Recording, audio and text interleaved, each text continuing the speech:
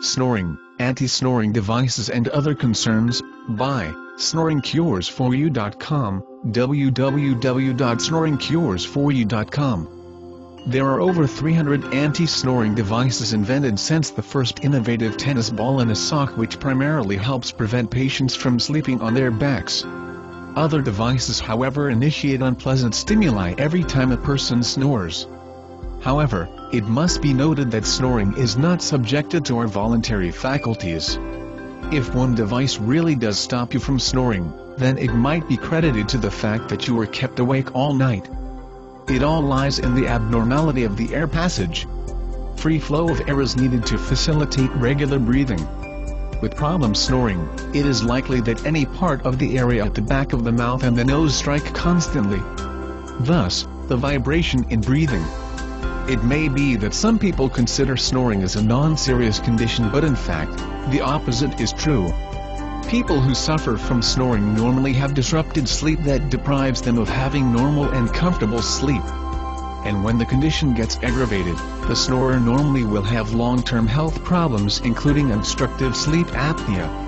And besides, this actually causes patients embarrassment and oftentimes affects another person's sleep. Obstructive sleep apnea, on the other hand, is the condition by which snoring is constantly interrupted with total obstruction of breathing. This occurs at an average of 10 seconds long and may happen at around 7 times in an hour.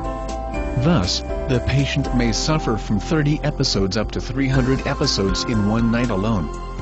Such episodes will reduce the level of oxygen in the blood, which drives the heart to pump harder. Immediate effects included a forced light sleep so that he may keep his muscles in tense state. This will help facilitate a regular flow of air in the lungs. This then results to unrelaxed rest. Thus, throughout the day he will become sleepy, which causes him not to function well. This then will contribute largely to the enlargement of the heart and raised blood pressure. There are various contributors on the severity of snoring. These include mouth anatomy. Snoring usually concerns the tissues involved in breathing. There are a couple of reasons why the air passage is narrow, which is itself a good contributor to problem snoring.